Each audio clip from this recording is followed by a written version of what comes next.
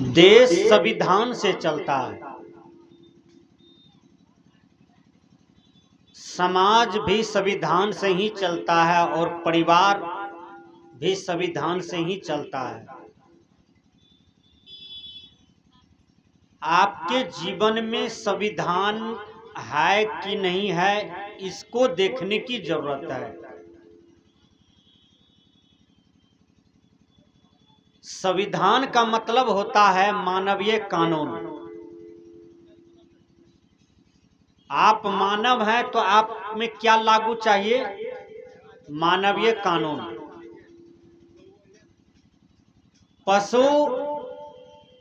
पशुवत कानून का पालन करते हैं।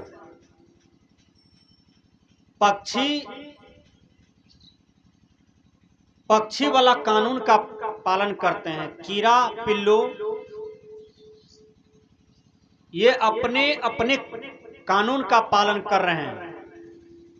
दुर्भाग्य है कि मनुष्य होकर के मानवीय कानून का पालन नहीं करते हैं। तब दुर्भाग्य की बात है, तब आश्चर्य की बात है।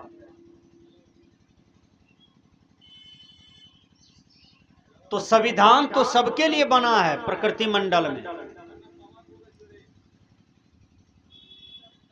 आप मानव हैं, आपके अंदर में मानवीय कानून होनी चाहिए। वो क्या है? जीव पर दया करना। सबसे बड़ा मानवीय कानून में क्या है? जीव पर दया करना। उसी को वेद में कहते हैं मां हिंस्यात सर्वभूतानि, अर्थात किसी जीव का वध मत करो, हर जीव से प्रेम करो। सब घट मेरे साइया, सब घट में परमात्मा है, साइया है, भगवान है। किसी पर घाव मत घालो, किसी के लिए कांटा मत गाड़ो। ये कबीर दर्शन बता रहा है। मानवीय कानून में सबसे प्रथम है कि जीव पर दया करना। हम कितना दयालु हैं, कितना निर्दयी हैं, ये अपने जीवन में देखिए। जो क्रोधी है वो दयालु नहीं हो सकता है। क्रोधी आदमी दयालु नहीं हो सकता है। क्रोधी आदमी का बुद्धि भ्रष्ट हो जाता है, वो कमजोर हो जाता है शरीर के बल से भी। क्रोधी आदमी का दिमाग स्वस्थ नहीं होता है, संतुलित नहीं होता है, ठंडा नहीं होता है। कोई भी बात विचार करके नहीं बोलते हैं, कोई भी व्यवहार नाप तोल करके नहीं करते हैं। क्रोध में कुछ से कुछ कर बैठते हैं और अपने जीवन का रिजल्ट खराब कर लेते हैं। क्रोध और अपने जीवन को गड्ढा में धकेलना, ये आपकी कमजोरी है। क्रोध को जीतिए। भगवान कृष्ण गीता में कहते हैं क्रोधात् भवति सम्मोहात्, सम्मोहात् स्मृति, स्मृति भ्रंशात् बुद्धिनाशे, बुद्धिनाशात् प्रणश्यति। जब आप लोग के जीवन में क्रोध आ जाए तो क्या करना चाहिए? बहुत गुस्सा आ गया है तो क्या करना चाहिए? आप पत्नी हैं, पति पर गुस्सा हो गया तो कारगिल युद्ध कीजिएगा? हैं? रूस यूक्रेन वाला युद्ध कीजिएगा? अब कल 7 मई 2025 न है, भारत पाकिस्तान का युद्ध होने वाला है। तनाव है दोनों बीच में, दोनों देश में। मानव जीवन है तनाव मुक्त जीने के लिए, टेंशन मुक्त जीने के लिए। कि तनाव क्यों आया है? मनुष्य में ही कमजोरी है। जो मानवता को हनन करता हो वहीं पर तनाव पैदा लेता है। यदि मानवता का पालन प्रत्येक मानव करे विश्व में, तो कोई देश में संकट, खतरा, तनाव नहीं होगा। सभी देश आत्म शांति और स्वास्थ्य को लाभ करेंगे और स्वर्ग का अनुभव करेंगे। मनुष्य को दुख देने वाला, देश समाज को दुख देने वाला कोई परमात्मा नहीं है, कोई भगवान नहीं है, कोई देवी देवता नहीं है, कोई गॉड खुदा नहीं है। दुख मनुष्य अपने ही कर्तव्य से ले रहा है। भगवान राम कहते हैं लखनलाल को, हे भ्राता काहुन कोई सुख दुख दाता, निज कीर्त कर्म फल भोग सुन भराता। अपने ही कर्तव्य का भोग हर जीवात्मा भोगता है, चाहे वो सुख कर हो या दुख कर हो, भोगना ही पड़ता है। कबीर साहब ने अपने शब्दों में कहा, कर्म गति टारे ना ही टरी, जसरे कियहूं तस पायहूं हो रमैया राम, हमरे दोष का देहूं हो रमैया राम। इसलिए मनुष्य तन में आए हैं तो आपको मानवीय कानून का पालन करना होगा, तभी आप मनुष्य हैं। क्या गिद्धवास में इतने मनुष्य हैं? क्या सब मनुष्य है? देह से मनुष्य हो सकता है, लेकिन कर्म यदि उनका देखा जाए तो मनुष्य नहीं होगा, वो दानव में ठहर जाएंगे। कैसे? अब जो आदमी भाई को जान मारता हो वो मनुष्य कैसे हो सकता है? जो माँ बाप को जान मारता हो वो मनुष्य कैसे हो सकता है? जो पड़ोसी को मारता हो वो मनुष्य कैसे हो सकता है? जिस देश में जन्म लिया है उसकी हत्या करता हो वो मनुष्य कैसे हो सकता है? मनुष्य होने के लिए उनके जीवन में दया चाहिए। दया धर्म का मूल है। लोभ पाप का घर है। इसलिए हर आदमी दयालु बनिए। कोई आपके साथ गलती कर दिया है तो आप उनको क्षमा कर दीजिए, 1 बार 2 बार 3 बार, लेकिन चौथा बार क्षमा करने की जरूरत नहीं है। आपके देश का ऋषि मुनि महात्मा बताते हैं कि 3 बार गलती माफ किया जाता है, लेकिन चौथा बार माफ नहीं किया जाता है, उसको दंड दिया जाता है, वो दंडित होता है। जो बार बार मानवीय कानून से गिरते हैं तो वो दंडित होता है, उसको दंड देना चाहिए। विचार कीजिए, ऐसा प्रावधान है, ये संविधान में भी है। बार बार इंसान नहीं गिरते हैं, बार बार शैतान गिरते हैं। बार बार इंसान नहीं गिरते हैं, बार बार शैतान गिरते हैं।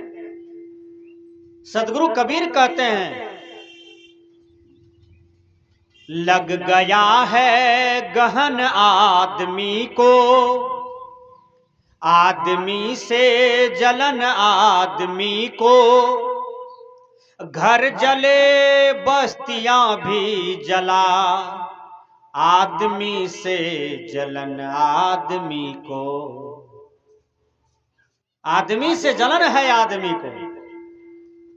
एक आदमी 3 मंजिल मकान बना लिया था, तो बगल वाला आदमी चला गया गिद्धवास बाजार में, एक पीपल वृक्ष है वहां बैठ के रो रहा था। एक आदमी पूछा, क्यों रोते हो? कहा, पड़ोसिया 3 मंजिला मकान बना लिया है, हमको रोटी चावल धसबे नहीं करता है जलन से। अब विचार कीजिएगा, आदमी जितना अपना दुख से दुखी नहीं है उतने दूसरे सुख का देख करके दुखी है। आपके जीवन में जो दुख है उनको विवेक से हटाना चाहिए।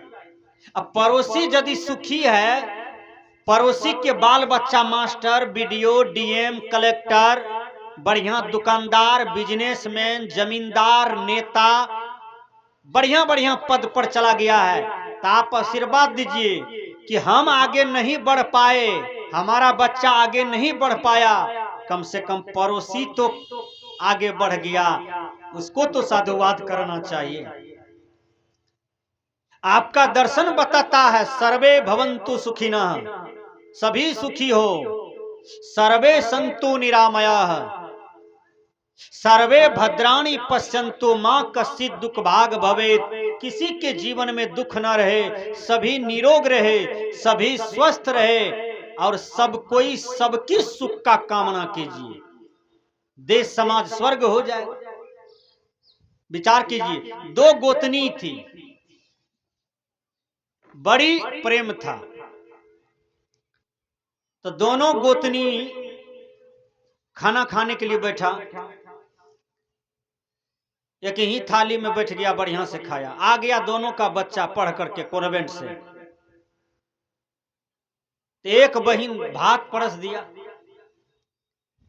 दूसरी बहिन दाल, फिर सब्जी। आ गई दूध की बारी परसने का, तो अपना बेटा को छाली दूध दे दिया पूरा, और गोतनी के बेटा को खाली दूध दे दिया, तो घर फूटेगा ना, छाली का लड़ाई होगा ना जी। छाली खाने में अच्छा लगता है, बोलिए, तो गोतनी का घर फूटेगा ना।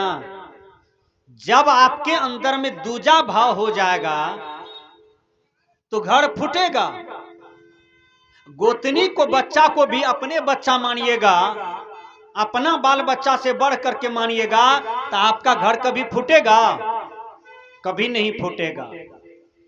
इसलिए कबीर साहब जी कहते हैं, दूजा भाव हटाओ, सब कोई तुम्हारे अपने हैं, सबकी सुख का कामना करो। दुखिया जग में रहे न कोई, सब कोई सुखिया होए रे। सबका मंगल, सबका मंगल, सबका मंगल होए रे।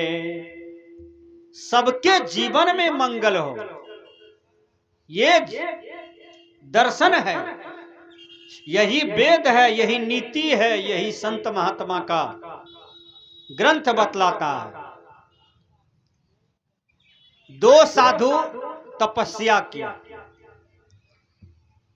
तो दोनों साधु जब तपस्या किया, शंकर भगवान आए, कहा बोलो क्या मांगते हो? कहा जो मांगेगा उसको 1 टका होगा, जो नहीं मांगेगा उसको 2 टका होगा। तब 2 साधु था, तो बड़का साधु कहते हैं, रे तुम ही मांग लो। कहा ये बड़ी होशियार, हम शंकर भगवान से 1 बीघा जमीन मांगबे करेंगे तो तुमको 2 बीघा हो जाएगा, तो तू हमसे बढ़ न जाएगा, इससे अच्छा है तुम ही मांगो। अब दोनों में हुड़सा हुड़सी होने लगा। शंकर भगवान कहते हैं 1 मिनट समय बचा है, जल्दी बोलो हम चले जाएंगे।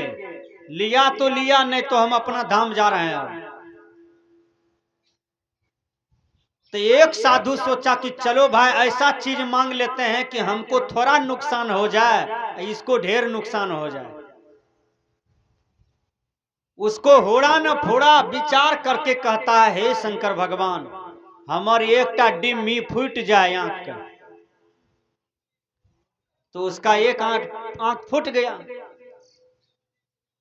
अब वो बगल में जो बाबा जी था, उसका दोनों डिम्मी फूट गया, क्योंकि शंकर भगवान पहले ही कहे थे कि 1 टका जो वरदान मांगेगा तो उसको 1 टका होगा, और जो नहीं मांगेगा उसको 2 टका होगा। तो ये घाटा वाला वरदान मांग लिया तो उसको महाघाटा हो गया। यही क्रम में ये दुनिया जीवन जी रहा है, एक दूसरों को सताने की फिक्र में लगा हुआ है, एक दूसरों को उजाड़ने की फिक्र में लगा हुआ है, एक दूसरे को मारने की फिक्र में लगा हुआ है। विचार कीजिए। हम पूछते हैं कि आज इस मंच से बोला जा रहा है कि दयालु बनो, तो जो दयालु होगा तो चींटी पर भी दया करेगा। चींटी पर यदि नजर पड़ गया, आप रोड से जा रहे हैं तो चींटी पर नजर पड़ गया तो आप उस पर पैर मत दीजिए, उसके जीवन का रक्षा कीजिए। यही न धर्म है, यही न दया है। एक चींटी के भी प्राण को बकस देना, उसका रक्षा करना। मैं पूछना चाहता हूं, सिद्धार्थ कैसे बुद्ध बन गए हैं? आप हैं मकनहा वाली, आप हैं बनमनखी वाली, आप हैं फारबिसगंज वाली, आप हैं रंगदहा वाली, आप हैं नरपतगंज वाली, आप हैं अररिया वाली, आप हैं रानीगंज वाली। रानीगंज वाली से आप कभी ऊपर नहीं जा पाए, बाली के बालिए रह गए। लेकिन भगवान बुद्ध, सिद्धार्थ से बुद्ध कैसे बन गए, इस पर विचार करने की जरूरत है। क्योंकि जब सिद्धार्थ थे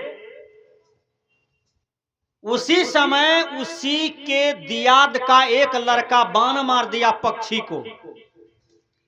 सिद्धार्थ का नजर पड़ा कि पक्षी को बाण लग गया है, धनुष बाण। पक्षी चिल्ला रहा था, छलपटा रहा था। सिद्धार्थ के अंदर में दया उभर गया। देखिए, दया उभर गया। दया जो लग गया तो दौड़ करके गया, उस पक्षी को गोद में ले लिया, दौड़ करके उसको डॉक्टर के पास ले गए। डॉक्टर के पास, बोलिए, डॉक्टर के पास ले गए। 5,000 10,000 खर्चा करके उस पक्षी को टेबलेट सुई दिला करके उसको 10 दिन में ठीक ठाक कर लिए। पक्षी जिंदा हो गया। अब दियाद का लड़का रोज लाठी लेके आवे कि जिसको हम मारे हैं पक्षी को वो हमको दे दो, हम मार के गिराए हैं। कहा तुम तो उसको खा जाओगे चने की तरह, नहीं देंगे तुमको, हम इसको बचाए हैं, ये पक्षी मेरा है। अब रोज लड़ाई हुए। वो कहता था हम बाण मारे हैं, हम गिराए हैं, पक्षी हमको दे दो, मेरा है। वो कहता है सिद्धार्थ कि पक्षी को हम बचाए हैं इसलिए पक्षी मेरा है, पक्षी की प्राण को मैंने रक्षा किया है इसलिए वो मेरा है। बोलिए किसका होगा? आप लोग पंडाल से जजमेंट दीजिए। जो पक्षी को बाण मारा है, मरने वाला है, प्राण हुक हुक करता है, उसका होगा कि जो प्राण को बचा दिया उसका होगा? हैं? जो प्राण को बचा दिया उसका न होगा? चले गए दोनों मिल करके पक्षी लेकर के राजा साहब के पास। कहा राजा साहब ये पक्षी मेरा है, मैंने इसको बाण मार करके गिराया है। सिद्धार्थ ने कहा कि ये पक्षी छलपटा रहा था, मैं इसको डॉक्टर के पास ले गया, 10,000 टका खर्चा किया है, सेवा किया है, महलम पट्टी किया है, टेबलेट सुई किया है, तो इस पक्षी को मैंने बचाया है। राजा ने जजमेंट दिया कि मारने वाला बड़ा नहीं होता है, बड़ा वो होता है जो प्राण की रक्षा करे। बोलिए, बड़ा वो होता है जो एक चींटी को भी रक्षा करता है। 10 मंजिल का खोप बनाए हैं, मट्टी का खोप, अपना तो एको मंजिल न है रहने के लिए। 10 मंजिल का खोप है, उसमें पेरवा है, कबूतर है, 2 ठो को घेंच मचार दिए हैं, शाम में मुड़ा मचार करके बैठी पर काट रहे हैं। लाज नहीं लगता है कि किसी का मुड़ा मचार करके आज खा रहे हैं? आपके मुड़ा कोई मचारे, आपके बेटा को कोई मुड़ा मचार दे, द्वार पर रख दे, आपको कैसा लगेगा? इसलिए कबीर साहब ने कहा घाव काही पर घालो, जीत देखो तित प्राण हमारो। किस पर घाव करोगे, जहां देखो वहीं प्राण तुम्हारा है।